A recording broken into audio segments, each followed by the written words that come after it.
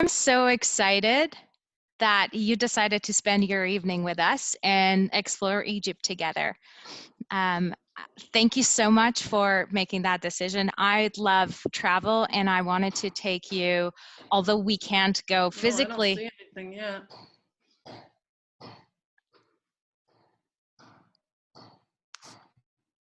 Do you not see me, Gloria?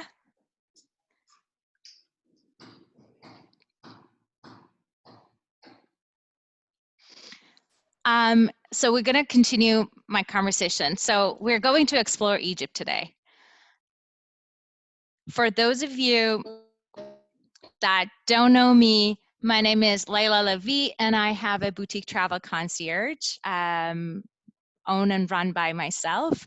The name of my business is Travel Design by Layla Levy.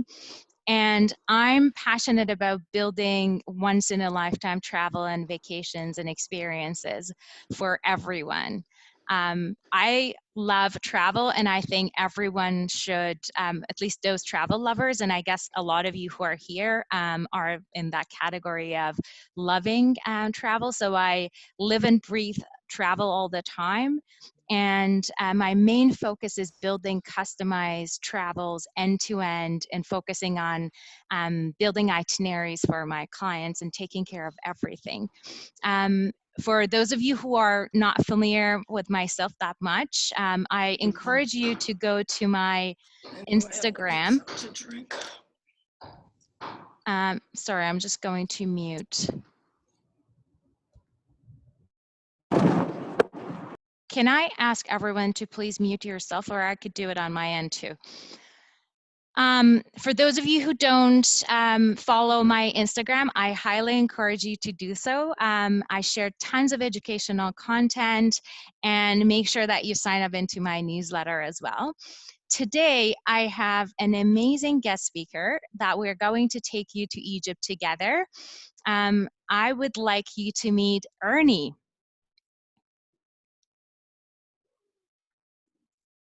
Ernie, do you want to tell us I'm about here. yourself? Yeah, I unmuted myself. Yeah, I had to go through a couple of different prompts.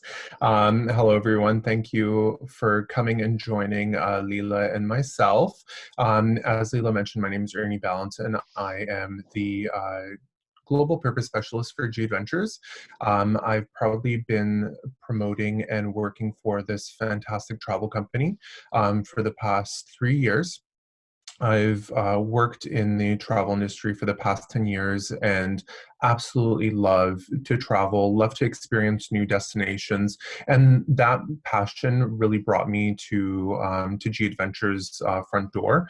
And what G Adventures stands for is, the small group, culturally immersive experience, and actually getting you right in the heart of the destination and interacting with locals, going into the smaller towns, the smaller villages, and not necessarily just going into the large cities and seeing the highlights. So that was one of the big things that really pulled me towards the company, was that sustainability side of it and making sure that we're doing good by travel and that we're helping to support these local businesses. So needless to say, I love adventure travel, small groups, and I love to travel and can't wait to get back out there sooner than later, hopefully.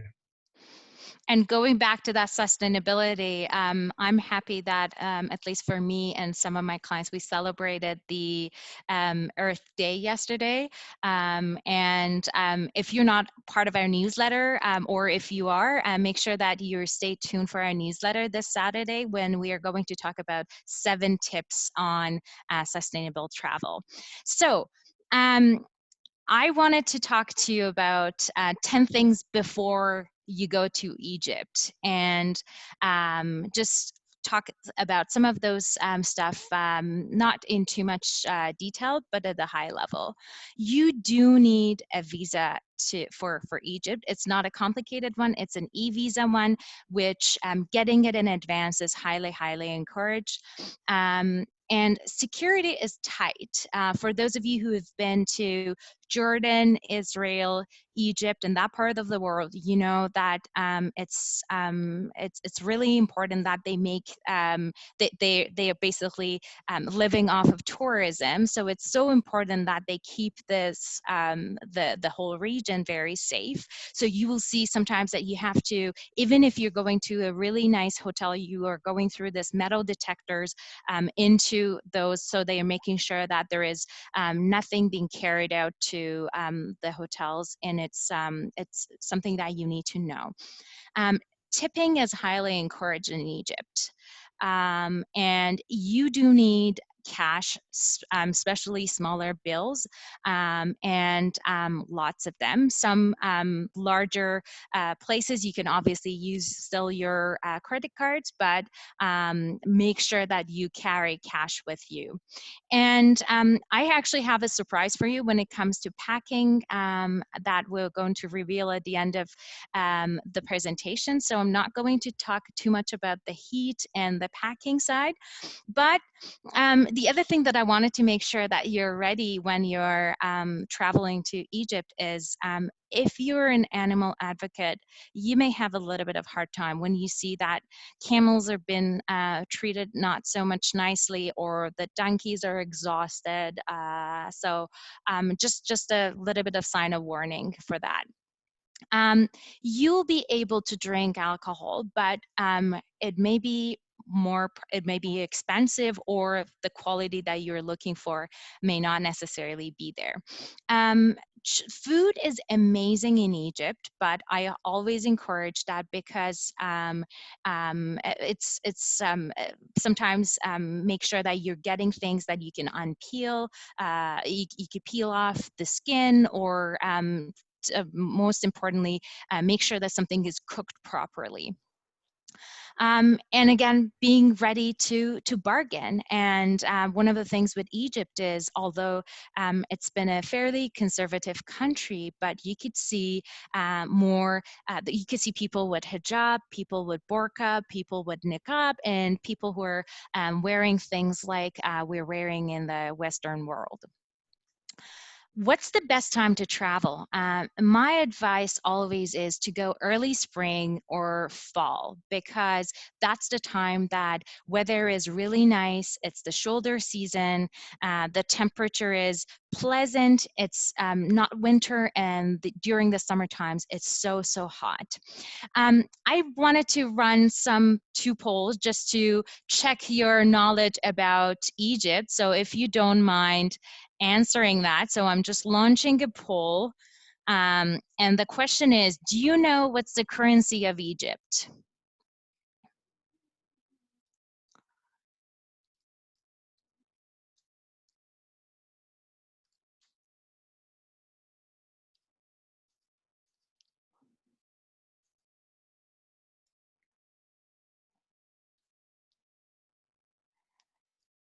All right, so I'm going to end the poll in 1 second. So 80% said no, and 20% said yes. We're going to find out what it is. So the currency of Egypt is actually Egyptian pound. And it's $1 Canadian is equivalent to 12.35 Egyptian pounds. I wanted to also talk about some other tips before we get into the presentation. Sometimes when you arrive to Cairo Airport, again, because of all the security, it may take longer to actually get out of the airport. Dressing modestly is something that I don't think that anyone would be surprised, especially when going to the religious and mosques areas. And just a reminder that Egypt is like most other Arab countries, the weekends fall on their Fridays and Saturdays. So if you're planning to spend those days in places that are high tourist places, you may see more tourists, or you may see even more local people in those places. Be aware of fake papyrus scam.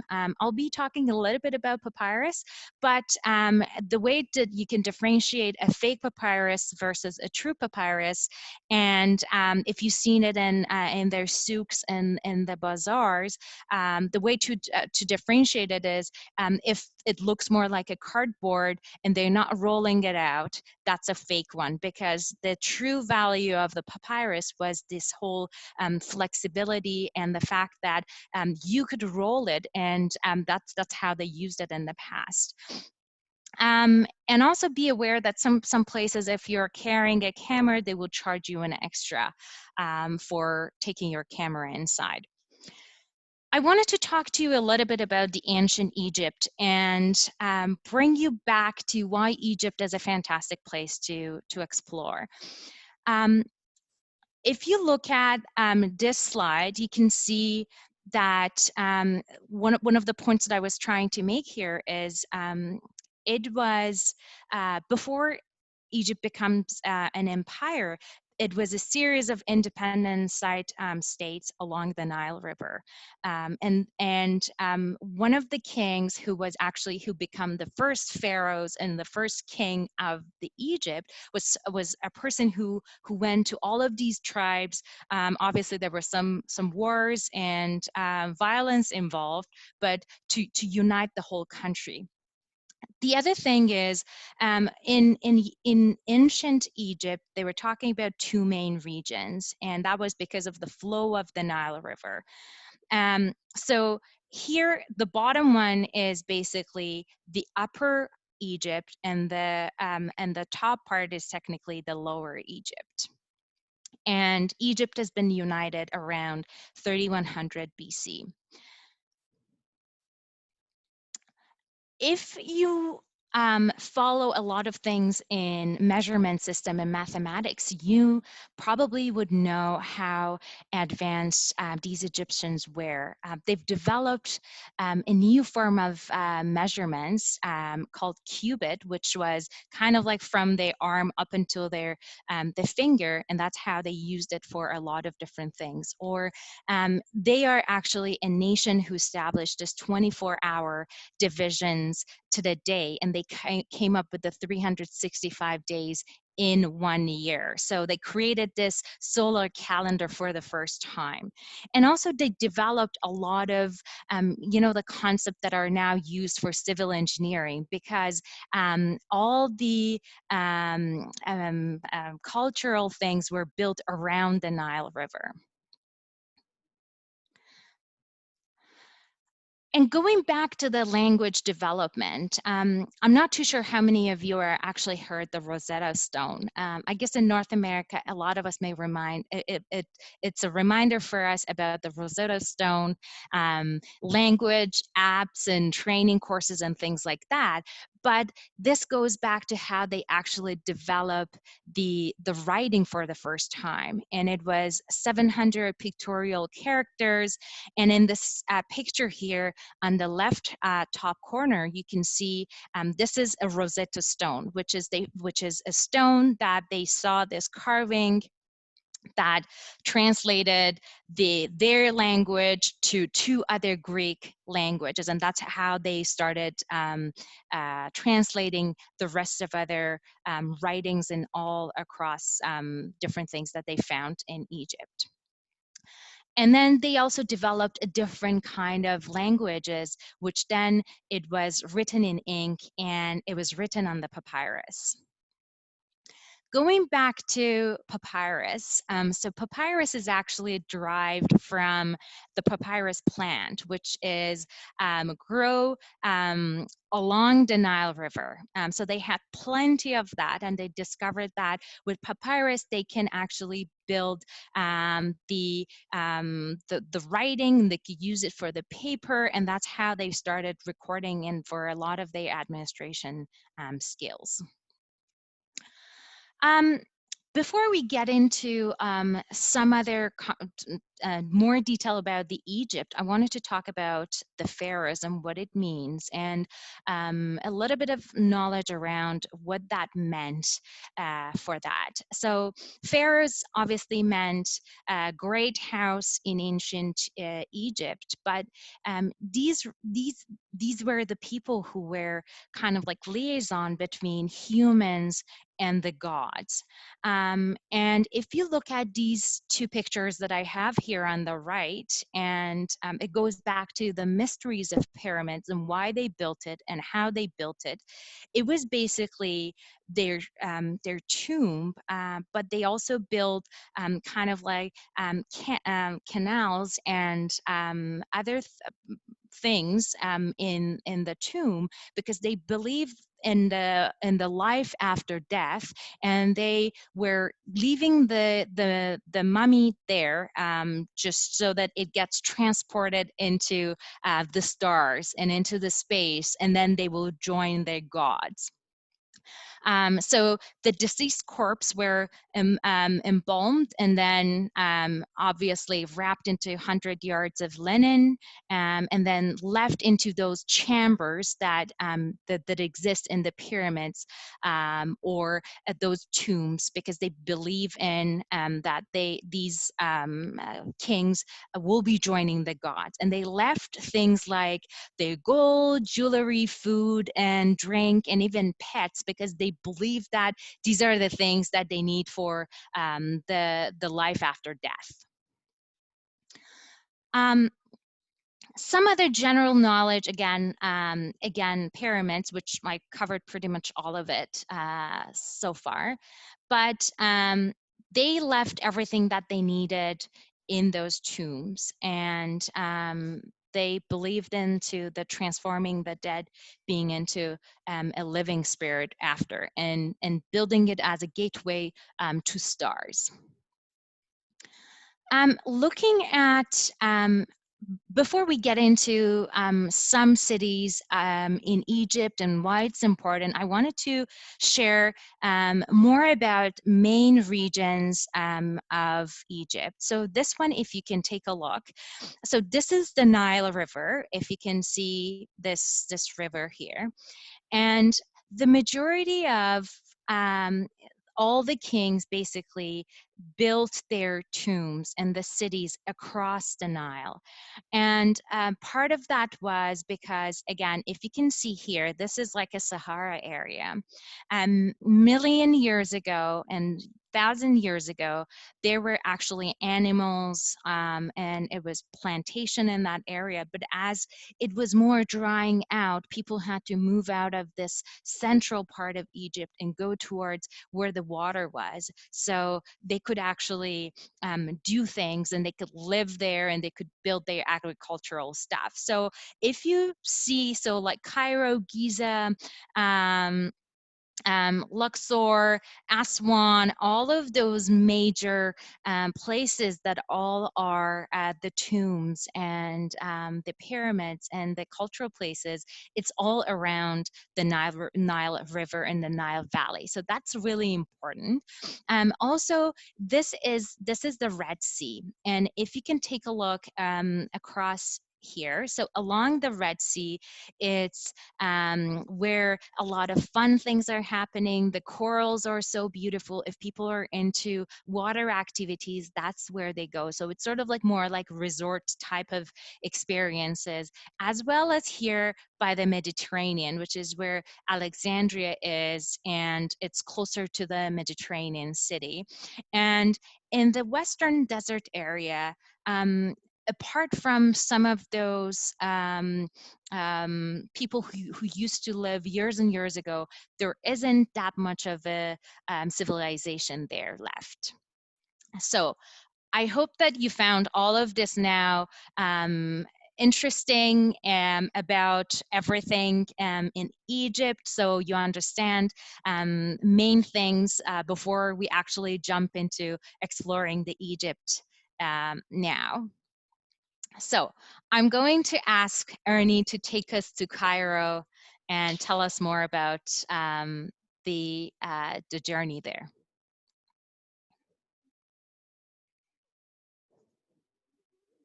I think Ernie, I think you may be Oh, mute. yeah. It I wouldn't let me. For For some sure. reason, it always. If you don't mind, I just wanted to mention that we have a Q&A at the end. So if you have a question, either put it in the chat and we'll get back to it, or leave it towards the end and we'll make sure that answer all of that questions. Ernie, back to you. Awesome. Perfect. Thanks. That honestly, that just took me right back to being in Egypt and learning all about the history from our CEO. A quick tidbit about our Egypt Upgraded, which is what I'm talking about, and that's what I actually did last November and December. I spent 14 days in Egypt. It was one of the most thrilling and absolutely phenomenal trips. The Middle East to me is really, really interesting and super intriguing. There's so much history to be had throughout all of the Middle East. And Egypt is one of those destinations that for me, since I was a kid, learning about the pharaohs, learning about the pyramids, learning about the Nile River, all of that really brought this to life. And our CEOs, which we call our chief experience officers, are all licensed archaeologists and Egyptologists as well. So you cannot be a tour guide essentially in Egypt unless you're registered and have actually gone to university and studied Egyptology. So the history that they have, I honestly can only give you a little bit of a tidbit just because it's literally this itinerary is 12 days of constant history, but it is absolutely phenomenal. So without further ado, talking a little bit about Cairo and your experiences here. So on the first day when you arrive into Cairo, everyone's arriving at various different times. So some arrive early in the morning, some in the evening, some may even come in a couple of days, if not a day before. So with this, we always have a kind of a meet and greet moment right at the end of the day, a super short one just to kind of get everyone acquainted, get to know each other a little bit, and then you're free to do whatever you want in the evening. So we don't actually do a welcome dinner or anything like that, just because depending on the flight schedules and everything, it can be a little bit late. But as you kind of get through Egypt and whatnot, or get through Cairo, as you're driving to the hotel, Leela had mentioned the Grand Egyptian Museum, which is being built right now. It's actually a 5 million square foot museum. And the hotel that we were actually staying at, you had a view of not only the pyramids in Giza, but then also in the distance, you could actually see the gem as well, which is absolutely phenomenal. And it's actually set to open in October. So I would love to go back if I can. So we'll see what happens. But essentially, there's 24/7 hustle and bustle, regardless of where you are and when you're traveling through Cairo. There's constant honking. It's one of those cities that never sleeps, and that's true. Just sitting at the terrace on my first night in Cairo, it was one of those surreal moments where we had the Great Pyramids lit up, and all you could hear is just the hustle and bustle of people living their lives. It was really, really interesting and a real kind of immersive experience to be able to kind of have that experience on your first night. Going on to the second slide. So the great thing with starting in Cairo is going to see the Giza Plateau, going to see the pyramids. So the beauty with G Adventures is with going to the pyramids, we actually go prior to opening so that we could be one of the first people to actually get tickets. So there's two things with going to the Giza Plateau. So first, you get a ticket that actually allows you onto the property to go in and actually see the pyramids. But there's also a second option as well, where you can actually go into the pyramid as well and go see one of the tombs of the kings as well. So this option we all did, but I always want to mention that it is very, very claustrophobic. So if anyone suffers from claustrophobia, this would not be something that I would recommend, because essentially you're making your way through really tight corridors to get into the top chamber, where the king pharaoh is. It's extremely hot as you start kind of getting and essentially making your way through the corridors. But honestly, it was one of those experiences that if you can make it through, I highly recommend it.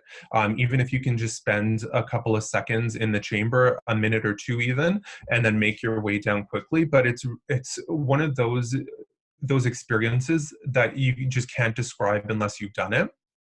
So we actually spend quite a bit of time at the Giza Plateau.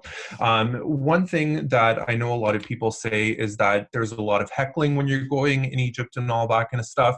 That's not the case. So at the Giza Plateau, a lot of the times people will say, there's a lot of heckling.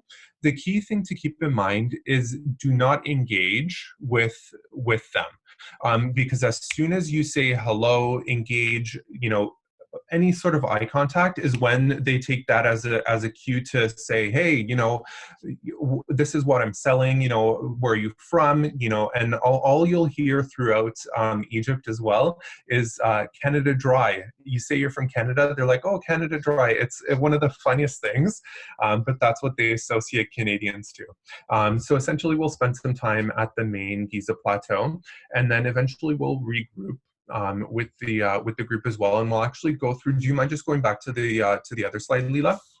So we'll actually go to the main Giza Plateau as well. So we'll make our way as a group to be able to take that world famous shot with the three pyramids in the background. So we'll spend some time there. We usually we'll do individual pictures, but then we'll also do a group shot as well. And that will be kind of like your takeaway, like key remembrance of the Giza Plateau there as well. And then you actually do have the option of doing a camel ride as well. So the key thing to keep in mind is that we're very, very strict with our animal guidelines and all that kind of stuff as well. So we always, our CEOs will go and actually inspect all of the camels before. They'll essentially do a count of who wants to do it, and then they'll pick the camels personally, the ones that are the most healthiest and the most, the ones that actually look like they've been taken care of and whatnot, and those are the ones that we'll use. Otherwise, we don't do any sort of camel riding or anything like that. Okay, on to the next slide. And then on that day as well, it will be super overwhelming to see all of this. It's a lot of history to take in, but absolutely phenomenal. So what we'll do, we'll actually go to the Great Sphinx. So here, this is going to be our opportunity to be able to go in and explore this beautiful monument. But just a little bit of history behind the Great Sphinx. So the Great Sphinx was built as essentially kind of like a protection for the Great Pyramids. And one of the stories and the historical facts that our CEO mentioned as well with regards to the disfigurement of the Sphinx as well, because the nose is gone. So back thousands of years ago, as kind of the world progressed, they thought that the Great Sphinx was evil. So they tried anything that they could to deface it, just so that it wouldn't harm the people of Egypt, essentially. So that's just a little tidbit there that you'll learn more about as well as you're kind of making your way through. But here you'll have some free time to be able to go through, take some pictures as well. So you could actually go in and around the property and see it from a distance. There's viewing platforms as well, so you can take some fantastic pictures of it. It's honestly super busy though, but it's well worth just waiting that extra little bit of time and shooing people out of the way to get that perfect shot. On to the next slide. So Saqqara is about 45 minutes away from Cairo, and I purposely brought this because there are tons of other pyramids in Egypt and different, and especially closer to the Nile Valley, as I mentioned.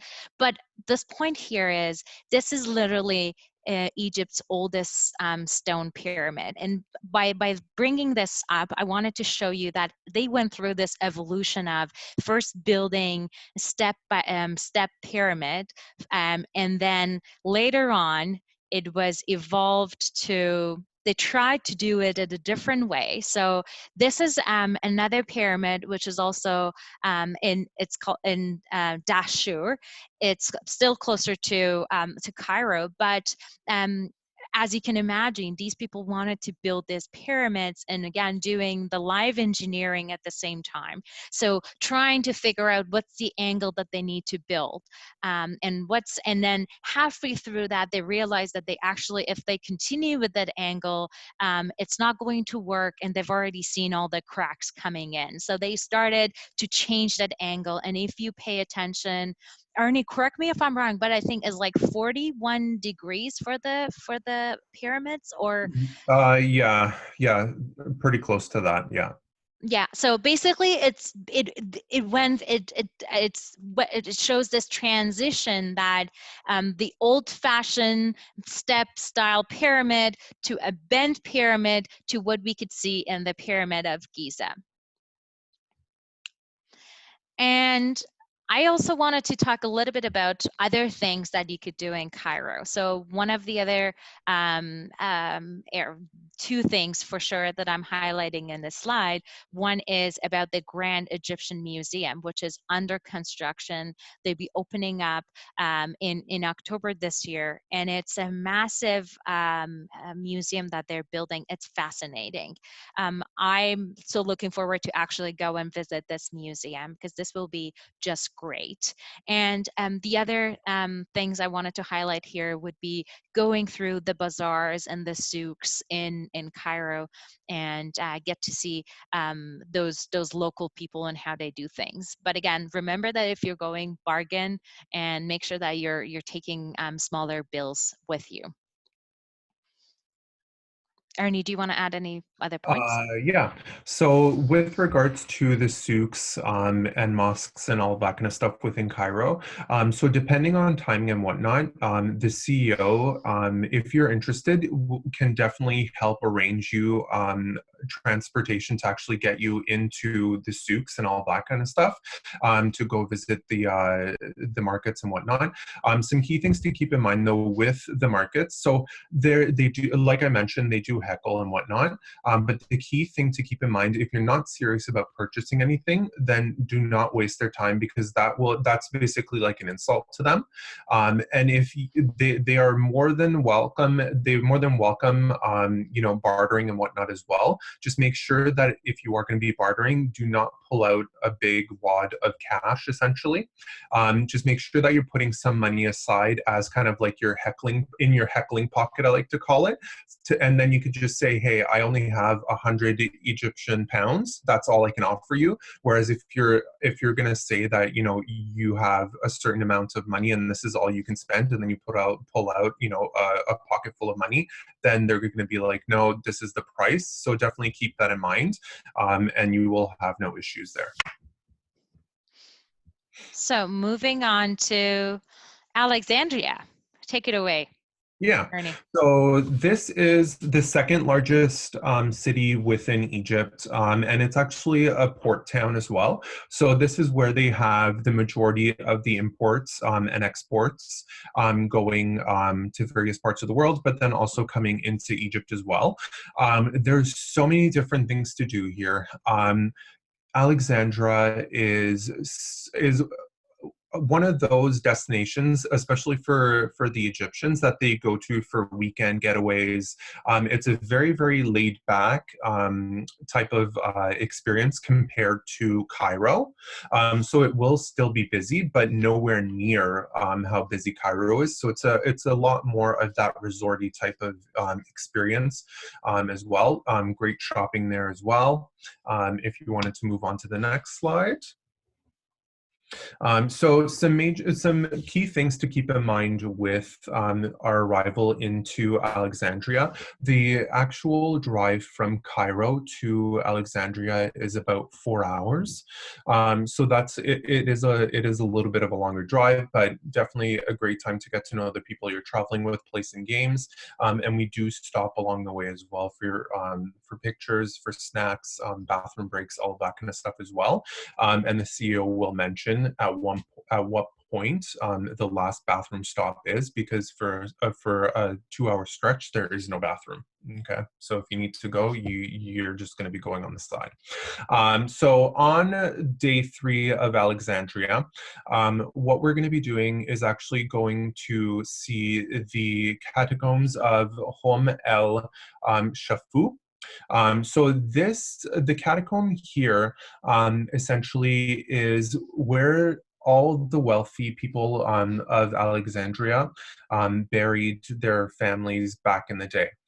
So we actually take you right into the catacombs through a winding staircase. And the story behind the winding staircase is that that's the way that they actually brought the bodies down through the middle opening shaft, and then basically put it within the various different parts of the catacomb as well. But there's some phenomenal actual tombs within the catacombs as well. So we'll actually have some time to go through those major tombs as well, and kind of get to know the history behind who it belonged to and whatnot as well. You'll have some opportunity to be able to go in and kind of explore the various parts of the catacomb as well. There are portions that are closed off, obviously, so you can't get lost or anything like that. So we'll spend some time there. And then from the catacombs is where we're going to go into Pompey's Pillar as well. Oh, just go back one quick sec. So that's the picture to the left of the screen that you'll see there as well. And the story behind this, it is not, it's actually a monument that was erected in honor of the Roman Emperor Dolcian. And essentially, this is the highest point of Aswan as well. So they actually use this as a forefront to guard Aswan and make sure that, you know, if there was any sort of invasion or anything like that, that this is the point of where the information would come into and then be dispersed out into the communities and whatnot as well.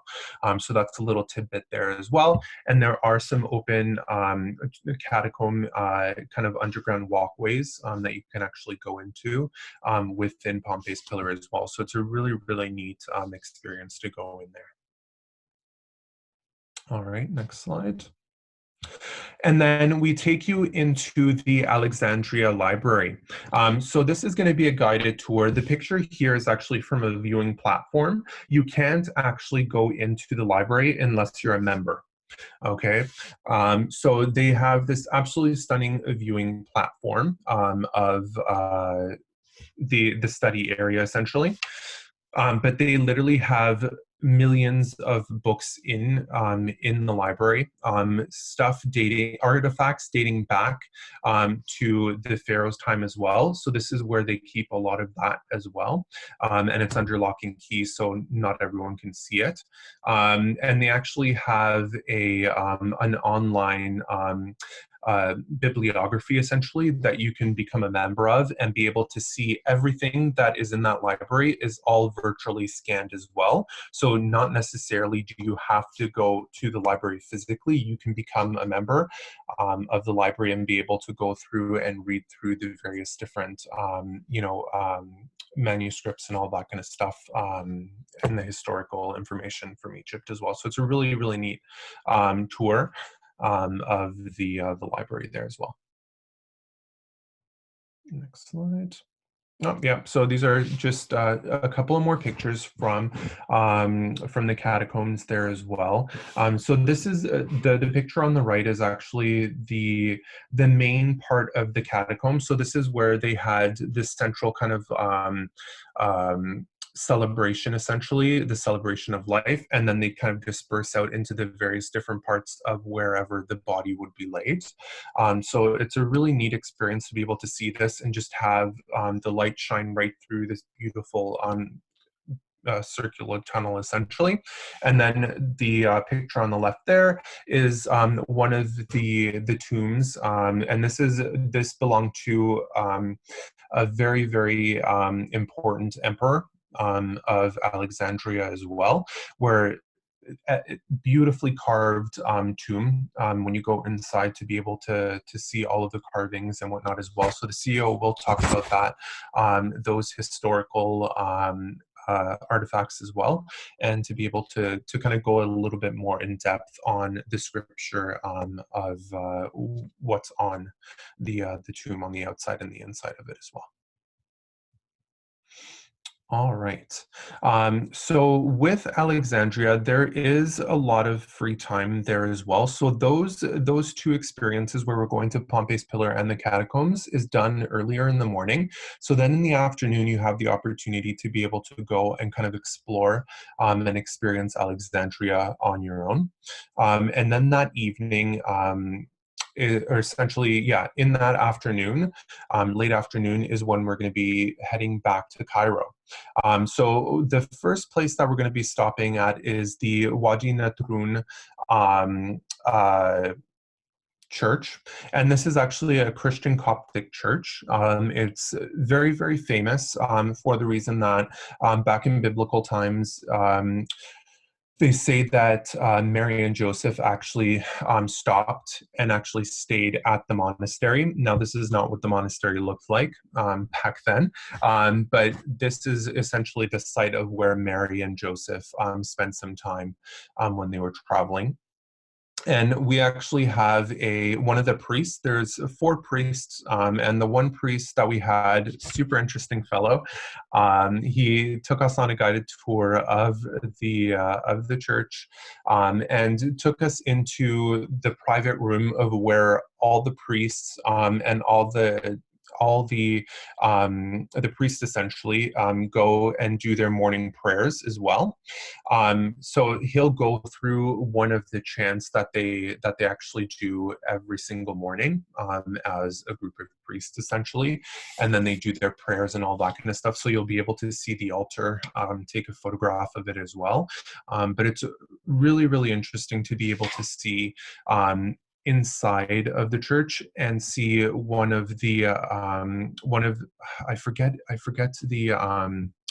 the priest's name. I can't, it escapes me at the moment, but they actually still have the priest that's over 300 years old, that's still on display essentially in his tomb in the church as well. So people from all over the world actually come to see and bear worship on this priest as well. So it's a really, really neat stop.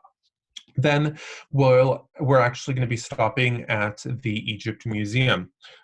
So this is right in the heart of Cairo.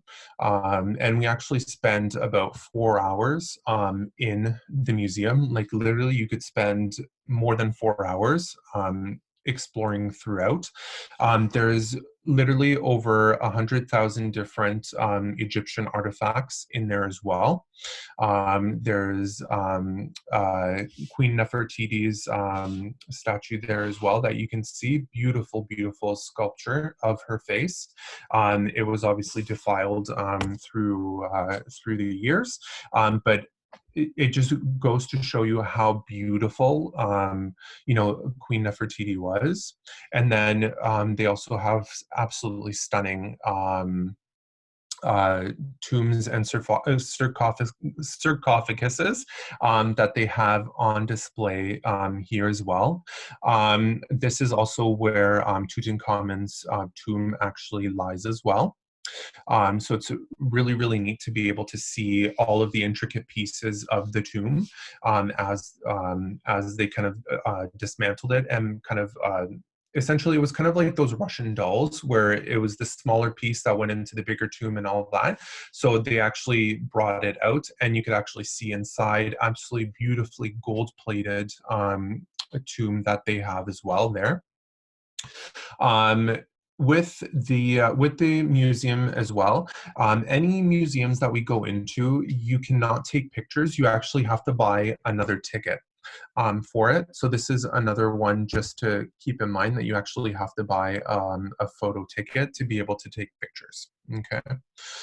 And then after this as well, we'll have the opportunity to go and have some famous shawarma, because at this point everyone's going to be famished. So honestly, if you've tried shawarma before, and or any sort of Middle Eastern food, this is probably one of the best shawarma that I've had in my life, and I love food. So the food in Egypt was absolutely phenomenal.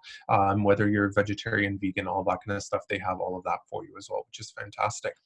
All right, on to Excellent. So, Ernie, before we move to the next part of the journey, I wanted to launch another poll to everyone. I am constantly testing your knowledge. So, who founded Alexandria?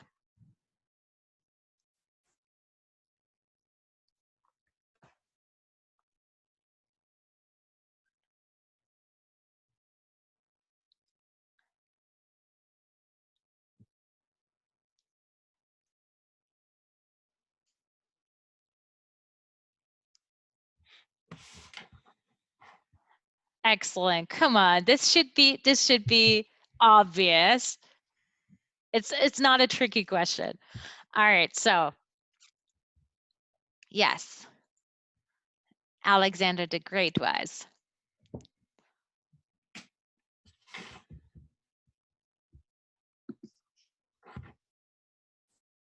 Okay, perfect. moving on to the other part of the journey. So if you remember the map that I showed you, so I'll take you back again to the map so that you follow where we are going. So here we visited Cairo, we visited Giza and all the other pyramids that we mentioned. We went to Alexandria, but now we're coming down here to Aswan, where there is a very famous dam here, and Ernie will tell us more, and then we'll continue the journey on the Nile towards the Cairo. So I just wanted to make sure that you understand where we are, and we'll take you back to Aswan. Perfect. All right. So this is going to be uh, this is a huge highlight of the itinerary, to actually be able to go on a Nile cruise. But in order to get to Aswan, we're going to have to wake up super early. So this is going to be one of the early mornings. So on the day that we actually have to fly to Aswan, everyone had to be up at 3 a.m. We had little breakfast boxes that were prepared for everyone, and then we made our way to the airport. The reason why we have to be up that early is the traffic in Cairo is absolutely mad. The lineups at the airport as well can be quite lengthy, and there are various checkpoints. So even before you actually get to check in for your flight or check in to pick up your boarding pass or anything like that, you actually have to go through a set of security essentially, and then go and check in for your flight. And then from your flight is where you have to do another set of security checkpoints. So as you kind of make your way through, it does take some time. So that's why we have the group go super early, so that if there are any delays or anything like that, we don't miss the flight, because there aren't very many flights that actually go to Aswan on a daily basis, and this would put us behind schedule, and potentially miss our cruise as well. So once we actually board the flight left around 8 o'clock. It's about 45 minutes to an hour, depending, to go from Cairo to Aswan. Beautiful scenery, great time to take a nap as well. And then once we actually get to Cairo, this is going to be essentially some free time that day for you to get into Cairo. or sorry, into Aswan, before we actually go and explore a little bit. So there are some options that that the group can do within Aswan. They can actually go to Philae Temple, which is an optional experience. Clients can also go and go into the market as well. We do have some other options as well throughout our stay within Aswan to actually go to a papyrus factory as well. And they actually go through the process of how they make papyrus, which is really fascinating. And then you also, if you are into shopping, we can also take you to a Egyptian cotton factory as well, where you can actually purchase Egyptian cotton. So it's a really, really neat experience there as well. So later that day, once everyone's relaxed, taking it easy, we actually do a what I like to call a local immersion experience. So we actually take you on a scenic felucca ride within on the Nile. So you get to see Elephantine Island, and then it's a beautiful scenic felucca ride. So it's about an hour and a half, just because we extended it because there's so much to see along the Nile, and just to actually take it all in and just relax and enjoy the scenery. Absolutely beautiful. There's beautiful sailboats as you're kind of sailing along the felucca as well, that you get to see our local felucca guy as well. If you wanted to just move on to the next slide there, Leela. So this is the picture of the property that we stay at in Aswan. So in the afternoon, they have a restaurant, and then they have a pool there as well. And then moving on to the next slide. So that was our felucca driver, I guess you can say, our captain. So his name was Mohammed as well. So it's really interesting because as you kind of go through Egypt, you're people are either going to be called Mohammed, Hussein, all of that. So it's really, really interesting when you actually hear the backstory of why his name is Mohammed, and how he got his name.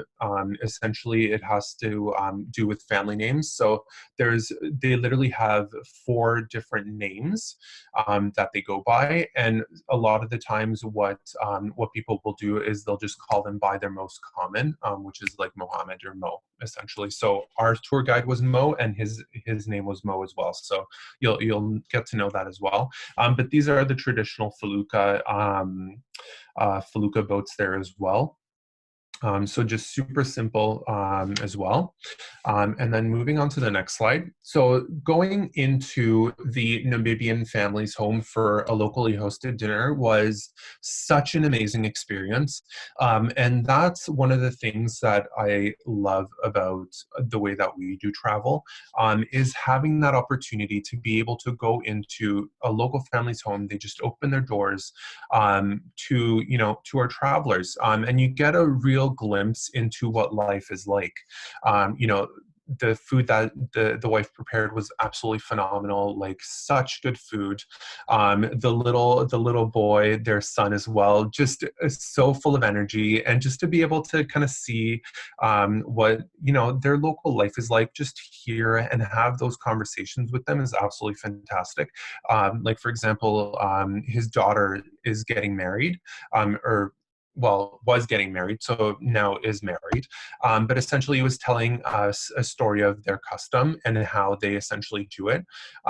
So there's literally a thousand people that actually come to this wedding, and they're coming from all over Egypt, family, friends, whatnot as well. So they actually have a field within their town where they actually host a 3-day long wedding, and essentially the main family cooks all of the food literally weeks in advance. So it's really interesting to learn those stories. And they actually showed us around their home as well afterwards, just to kind of see what life is like. So it really does make you appreciate what you have at home when you actually see the way that these people live. But this is the way that this is the only way that they know. And they're still very humble. They will literally give you the clothes off of your back as well if you needed it. Like, they are the most amazing people. So to be able to kind of go into one of their homes is fantastic. and it's one of my most memorable parts of my trip as well. Just one of the things I wanted to highlight about the Nubia area is so there were some speculation that the pyramids were actually built by slave, but well, I know this because I've done extensive research on ancient history of Egypt, and they finally discovered that the first pharaoh brought that workforce from Nubia, and because they were very talented, hard worker, and very strong men, that they trained them. So those are basically the people who built the pyramids. So it was no slavery involved, and those people who built the pyramids are coming from this region.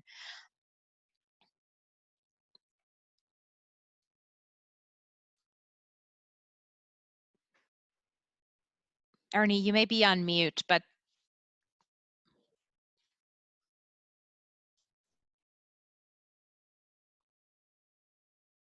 Ernie, Oh, you're back. oh, I'm back. Yeah.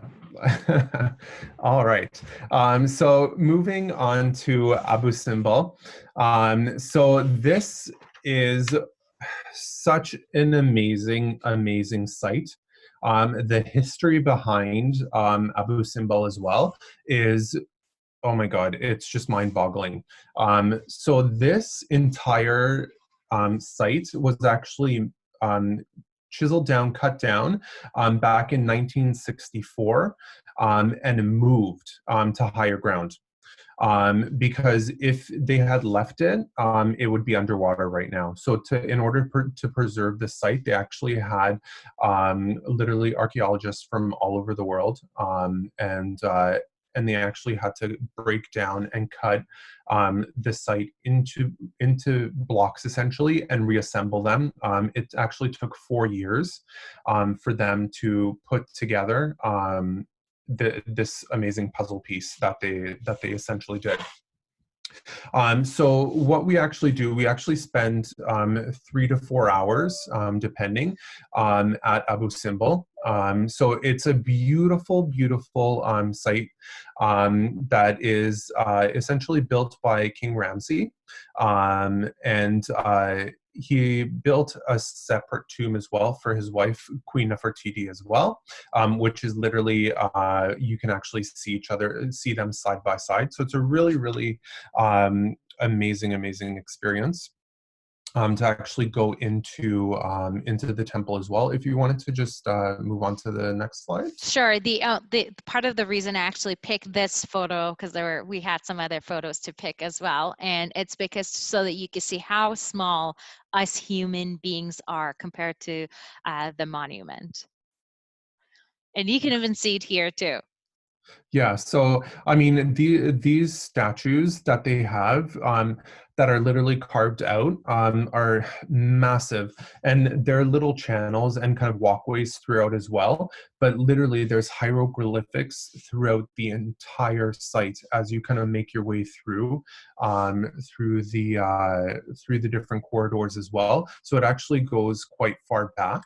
So it's a very deep, and there's little chambers within Abu Simbel as well, that you can kind of spend some time to be able to see. And the CEO will actually talk a little bit about some of the major hieroglyphic points as well, and he'll actually send you on a treasure hunt. He or she will send you on a treasure hunt and have you actually try and find where those hieroglyphics are. So it's a really interesting experience to be able to go in there as well.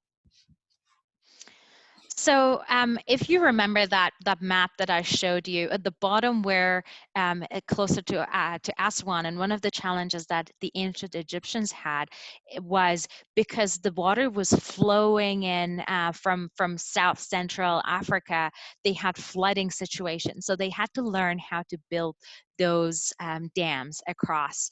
And they had to learn to make it great, because otherwise their whole agriculture industry was ruined. So one of the things that I just wanted to highlight here is, whenever you're going to Aswan and go to the Aswan Museum, making sure that you go to this Nilometer, which basically shows the level of the water. So they knew exactly where the good water is, when the water is closing to the flooding situation, or when it's below that. And they were getting themselves so prepared, and they were really good engineers to figure out how to deal with the flood.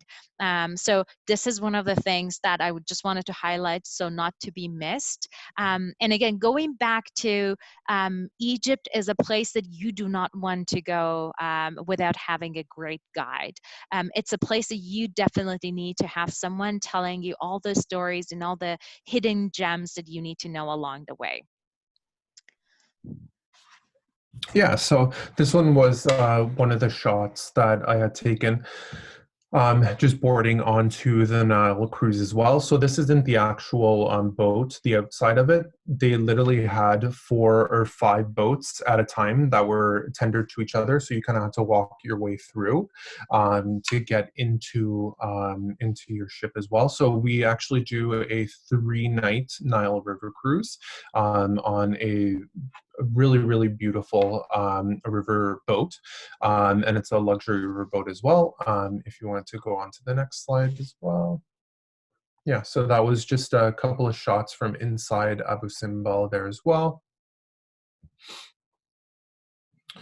Yeah, so on this itinerary, you're spending 3 days, 2 nights cruising down, essentially going in from Aswan, stopping in Komombo, and then making your way into Luxor. So stopping in Komombo, so this is on the very first night of our river cruise. So we get into Komombo, which is essentially an absolutely stunning temple that is dedicated to the god of crocodiles, believe it or not. So we actually go through, they have a beautiful light show that they have in the evenings for everyone that basically arrives. We have the opportunity to go through the property, and we actually go into a little museum there as well, where we actually get to see 1,000-year-old mummified crocodiles. So it's really, really interesting to be able to see that as well. So you get to go through and see that, spend some time, and kind of go through the various different channels of the temple there as well. And then going on to your day basically at leisure. So the following day, this is essentially the sites that you're going to be seeing from the deck of the river cruise as well. So just beautiful, relaxing time for you to be able to relax. They have a small little kind of like jacuzzi pool that you can go relax in depending on the time of year, take some sun in, or just lay on the hammocks and the loungers and be able to relax and take in the beautiful scenery there as well. And every room obviously has their own Romeo Juliet balcony as well, so you can retreat in the evenings and kind of be able to watch the sunset from your comfortable room as well. I wanted to highlight, before moving into the next part of the trip, to highlight the importance of Nile, because Egyptians, and especially ancient Egyptians, they use Nile as a way to for all of their transportation. And in fact, the first feluccas was built off of weeds and straws of the papyrus plant. So if you look at all the civilization, you see it across the Nile, and that's how important Nile is. And there are some other itineraries that mainly has some sort of like river cruising across the Nile, and it has different spots. But I just wanted to highlight more about how important the Nile is, especially in Egypt. All right. And then on arrival into Luxor the following evening, we actually take you into Luxor Temple. as well. So this will be an evening experience that we'll take the entire group out to. So we'll do this literally, I think it was about 5 o'clock that we had done it. And we spent about a few hours there. And then by the time we were done experiencing the temple, it was time for dinner there as well. But this is a world famous temple. It's actually said to be one of the most famous within Egypt as well, is Luxor Temple. So we actually take you through. There should be some pictures coming up. Yeah, so this is the entryway into Luxor Temple. So as you can see, in the evenings, it gets very, very busy because it is absolutely beautiful when it's lit up. And that's one of the big highlights and draws for a lot of tourists, is actually going and seeing. So this is actually the open court within Luxor Temple as well. And this is actually was one of the most religious sites within Egypt back in the day as well. So when you actually go and see the property, they actually, before this was uncovered, this was all under essentially underground and was essentially dug out. They actually had to keep a certain portion because there was actually another church that was built on top of the ground, so they actually had to leave that and support it and whatnot as well. So it's really, really interesting to be able to get a little bit more of that information there as well. And then the next picture should be what they call Pharaoh's Alley as well. If there should be one coming. Oh, so, I thought there would be another picture.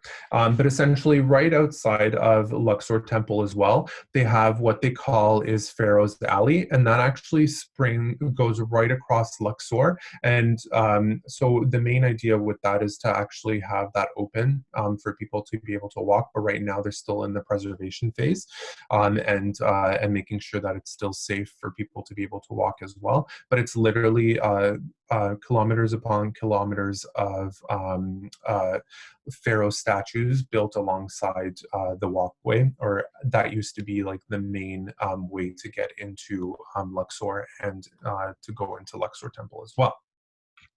So then on the next day, we actually go see, on our way to the Valley of the Kings, and going into the Temple of Heshbot as well, we go to the Colosseum of Memnon as well. So it's the picture, the two statues pictured on the left there as well. So these were actually the main entranceway to what was once a temple that essentially was the forefront to the Valley of the Kings and the Valley of the Queens. So we actually stop here, take a few pictures. It's about 15 to 30 minute stop here, and then we move on into the Valley of the Kings. So with the Valley of the Kings, this is going to be another early morning, and thank God that we did go early in the morning, because by the time 9 o'clock hit, 9:30, when we were actually leaving, people were really starting to come through, and it was becoming extremely busy. So I honestly cannot say anything bad about this experience, because we were able to actually go into the tombs and see things, and actually take pictures unobstructed without any people in there or anything like that. It was literally just our group, so it was an amazing experience. Key things to keep in mind here as well is that you actually have to buy a picture ticket here to be able to go and experience and see the various tombs of the kings as well. And if you wanted to go and see King Ramses' tomb as well, you actually have to buy another ticket. That's not included. You actually have to pay for that to be able to see it. So this is actually the tomb of oh my god, of King Tut. Yes. So this is absolutely stunning to be able to see as you're walking through the main corridor and making your way into the tomb. The pictures, the hieroglyphics, the art has been so well preserved that it honestly looks like in some parts that it was just done yesterday. Like, absolutely stunning. So we go through 6 different tombs on this experience as well. And there should be a couple of other pictures. Yeah. So this is another one of the pictures as well. So all of them are going to be obviously below ground. Some will be deeper than others as well. And as you kind of go down, this is another tomb that we had here as well. And I just pictured the main kind of guard, I guess you can say, that makes sure that no one takes pictures unless they have tickets, basically. Just pictured here, it's absolutely stunning. But to be able to see how deteriorated some parts of the tombs are, but then there are others that are so well preserved there as well. Just full vivid color. Honestly, this is probably one of my favorite experiences of this, was the Valley of the Kings and the Valley of the Queens. And then moving on to the Temple of Hashbut as well. So this is actually a temple that was created by Queen Nefertiti, who had ruled over Egypt as a pharaoh for 20 years. So there's a huge backstory that we're not going to get into with Queen Nefertiti, but essentially she had a son that she had sent away to Jordan so that she could reign over Egypt. And that's when 20 years down the road, when the son actually found out that he was king, he actually came back and took over the throne. And it is said to say that that he actually killed his mother, essentially. But that's the story behind it. And she actually created this temple in honor of herself as well. So there should be a couple of other pictures here, I think. No? No, All right. I think I cleaned it up. Oh, okay. All right. No worries. Yeah, so then here we have the Temple of Karnak as well.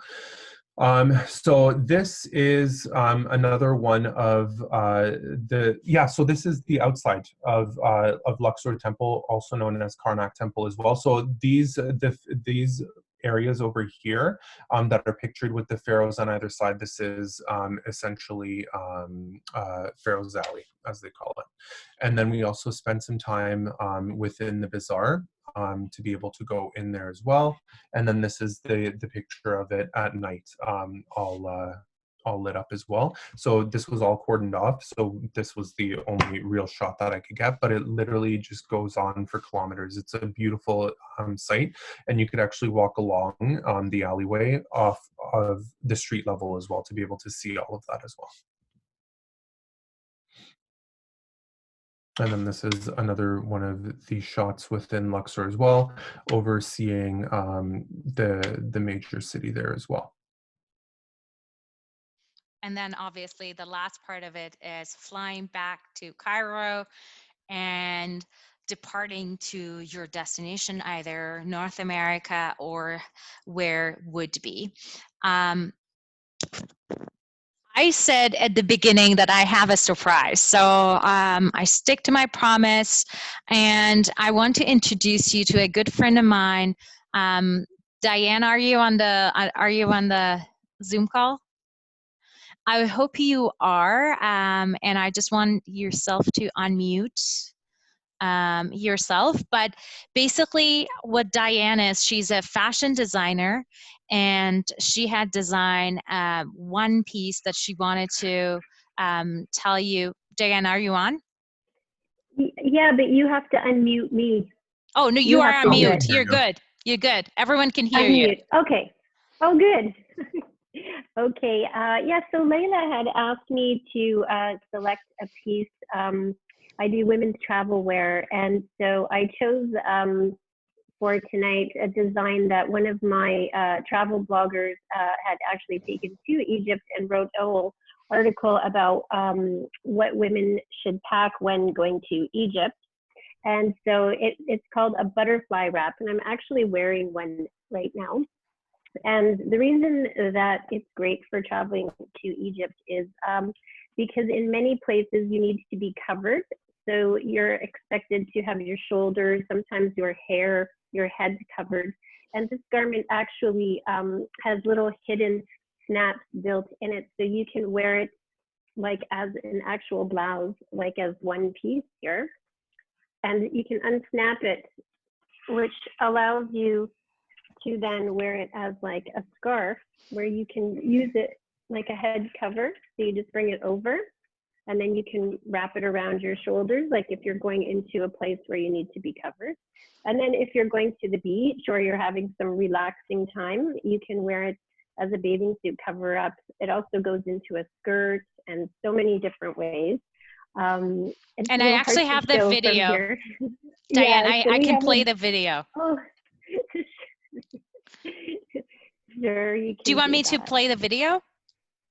It's up to you. Yeah, if you feel like Sure. it. Yeah, I think it actually shows all different ways. I just need to make sure that I am sharing that. Or you can just send them the link to the actual product, and they can look at the video on their own time. Am I sharing this or not? Okay, The so thing let me. is that these pack really small. The whole thing is wrinkle free, so it takes up almost no room in your suitcase, which is another bonus for this design. Okay.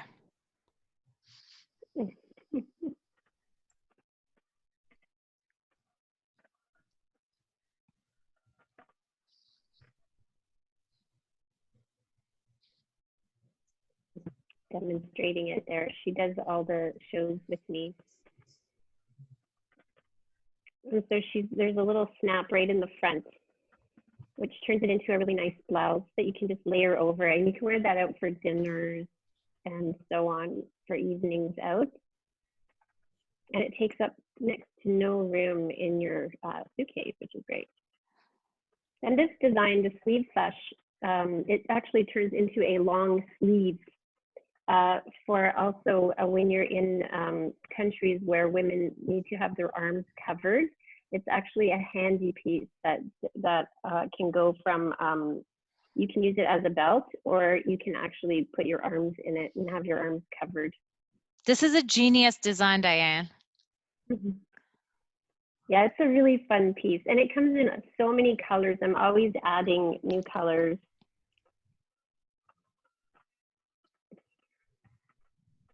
And this is especially a nice design for curvy girls too, because it has a nice flow.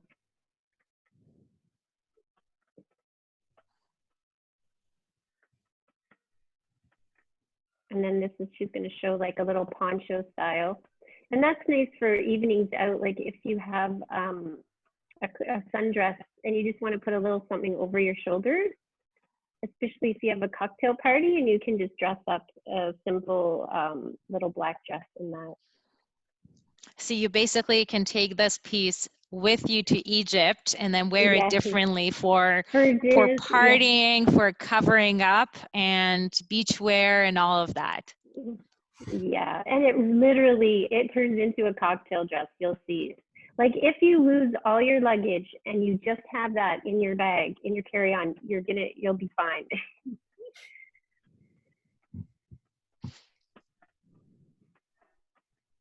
And these are all Canadian made. Everything's made here in Toronto. It's all handcrafted. We make to order only.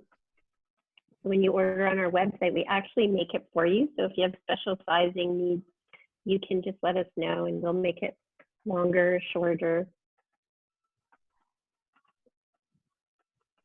And she's just layering them over what we call travel pants. They're actually a really comfy pants that turns into a jumpsuit, but you can flip it down into just a regular pair of pants, and they're great for flying because they're so comfortable. And this is a cover up for your bathing suit. Just throw that over, go to the beach.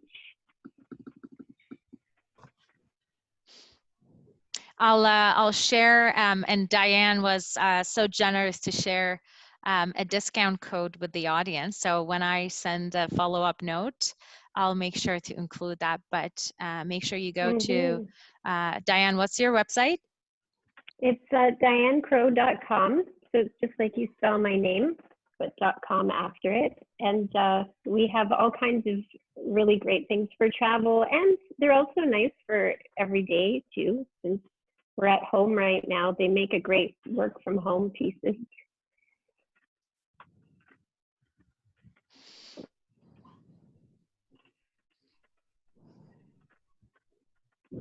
So everyone, if It's, you have questions for us, put it in the chat box, and after the video is done, we'll get over to the questions. Sorry, Diana, didn't mean to interrupt you. no, that's okay. I think the video is pretty self-explanatory. You can, do so much with it, but they're wrinkle-free, easy care. And if you wash them at night before you go to sleep, you can just wash them by hand in your hotel sink.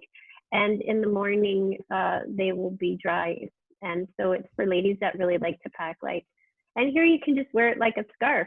If you don't feel like carrying it, you just put it around your neck, and then you can switch it up into whatever look you want.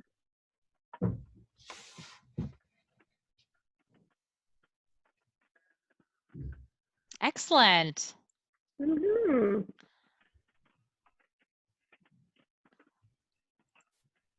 All right, so let me back to where we were and see.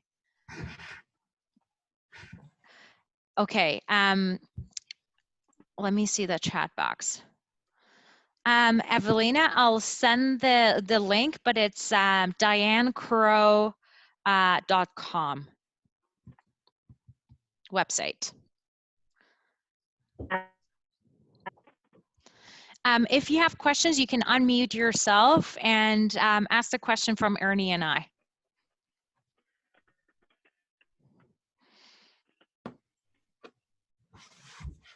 Thanks. So Diane put it in the chat box. Thanks, Diane.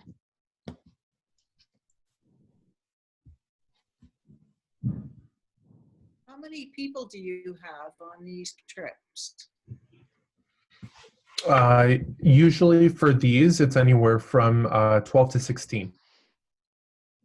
Okay. If you don't me expanding on that, so G Adventure is absolutely one of those companies that you could go on a small group tour. But if you want, I also do a lot of customized trips for one person, two person, any number of people. But definitely one of the things I love about G Adventure is that sustainability and the fact that everything is local and supporting the local economy.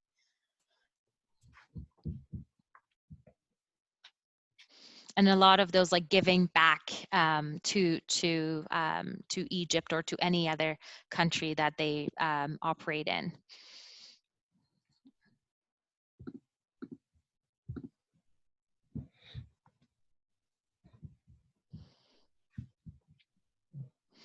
All right. Any more questions? I think it was too much content, but honestly, I think we wouldn't have done the justice even closely if we weren't really talking about this. So Diane is asking, how much would this trip cost? Yeah, so for the 12 days for the land, you're looking at probably about like 37 to 4,500, depending on seasonality. And the other options that I will probably cover in the next few weeks, as we probably are in this situation. So I'll be continuing my virtual travel series, but there are some river cruise options end to end that is available. So if you want some information about that, I'll be happy to share that as well. So Layla, what about for singles? How safe is it for single women to travel here? I would say it's safe, but especially as a single solo women traveling to Middle East, I would say that you probably want it to be super cautious. Okay. If I can just add to that as Yeah, well. please, So I Ernie. had quite a few single ladies that were actually traveling in our group as well. And one thing that, the CEO asked at the end of the trip was if anyone felt unsafe or anything like that at any point, and no one ever felt unsafe or anything. And the beauty of traveling in a smaller group as well as being a solo traveler is that, it's a lot less daunting traveling with a smaller group. And you're always going to have a lot of things in common with the people that are traveling as well, because they're probably going for the same reasons you are. Mm-hmm. So we never had any issues whatsoever in terms of safety or anything like that. Okay, great. Thank you. The other question that we have is for families with kids, what's the best age to consider if you wanted to travel with kids? Yeah, so for this one, I'd probably say not younger than 12 or 13, just because there's a lot more of the content side of it. So there's a lot more of the history of the destination, of the places that you're traveling to, and longer drives as well. So it might be a little bit harder to keep the attention of a young child. But otherwise, like if you had teenagers or anything like that, this would be fantastic, and honestly, they would love it. One of the things to add to that, though, one of my cousins, I think her son is around 8, 9, and they learn a lot about culture and history. So he should be on the call because he loves that kind of stuff. So I guess part of it is like if your kids love those like experiences and culture and learn about all of that, probably as long as they understand that, probably 8 or 9-ish would be good. What about Israelis passport holders going to Egypt? I have to get back to you, Angela. I don't remember off the top of my head. And one of the things I forgot to mention was a lot of people do Egypt and Jordan combined. So that would totally be an option as well. We didn't really have time to cover that. But if you're going into that region, Jordan, Israel, and Egypt could be a really nice itinerary altogether if you have obviously extra time. Because I think at least for Egypt, you need about 12 days or so minimum. And then for Jordan, probably you need at least a week or 8 days. And then a few other days for Israel. So if you have the time, that would be great if you can combine it all together.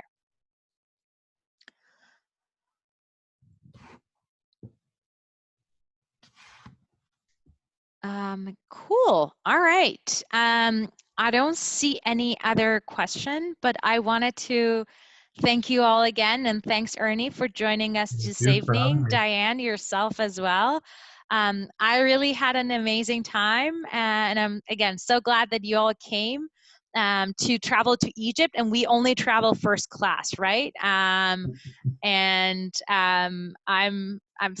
seen some very good positive feedback, so thank you so much. So for those of you following, next week we'll be going to Christmas markets by the rivers.